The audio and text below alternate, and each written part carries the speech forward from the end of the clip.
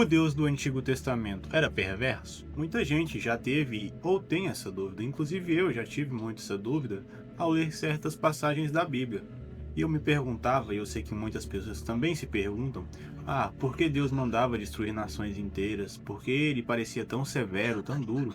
E é o mais comum que eu acho que várias pessoas se perguntam, o Deus do Testamento, do Antigo Testamento, era perverso? Parece até que o Deus do Antigo Testamento é diferente do Novo. Mas será que isso é realmente verdade? Será que a gente está julgando as atitudes de Deus sem entender o contexto, o tempo e o coração por trás daquilo tudo?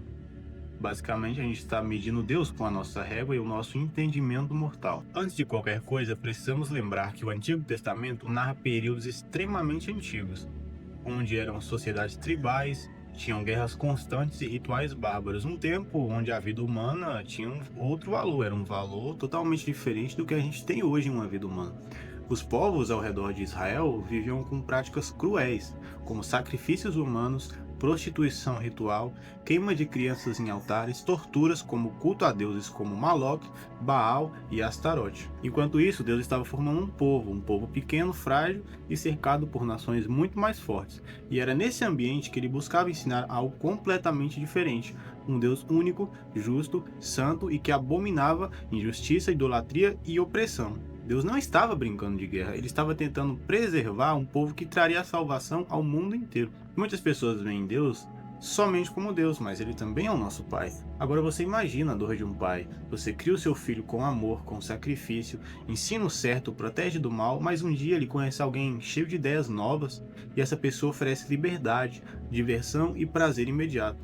E o filho não apenas abandona você, ele começa a desprezar tudo que você ensinou, zomba de você, diz que seus conselhos são antiquados e o pior, começa a chamar o outro de pai. E infelizmente era exatamente isso que acontecia em Israel. O que Israel fazia? Deus dizia, não adorem outros deuses, eles vão destruir vocês. Mas o povo respondia, queremos ser como as outras nações.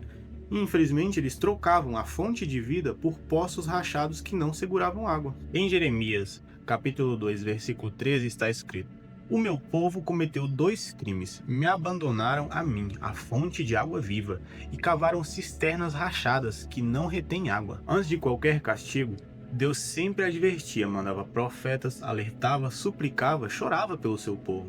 Lá em Ezequiel, capítulo 18, versículo 23, está escrito: será que tenho prazer na morte do ímpio, diz o Senhor, e não em que ele se converta e viva? Também lá em Oséias, capítulo 11, versículo 8, está escrito: como posso abandonar você, ó Efraim? Como posso entregá-lo, ó Israel? Meu coração está enternecido e as minhas compaixões se acendem. Mas o povo insistia no erro, e quando a desobediência colocava todos em risco, inclusive os inocentes, Deus intervia com firmeza, como um pai que segura o filho antes dele se jogar do abismo, mesmo que precise gritar ou puxar a força. A justiça de Deus nunca foi descontrolada, sempre foi a resposta ao pecado contínuo, à idolatria e à maldade crescente. A grande confusão que muita gente faz é essa: se Deus destruiu, ele é mau. Mas isso não é verdade. Corrigir, aplicar juízo não é maldade, é justiça, é zelo por aquilo que é bom. Em Hebreus capítulo 12, versículo 6 está escrito: porque o Senhor corrige a quem ama e açoita a todo filho a quem recebe. Um juiz que condena um criminoso não é cruel. Um pai que tira o videogame do filho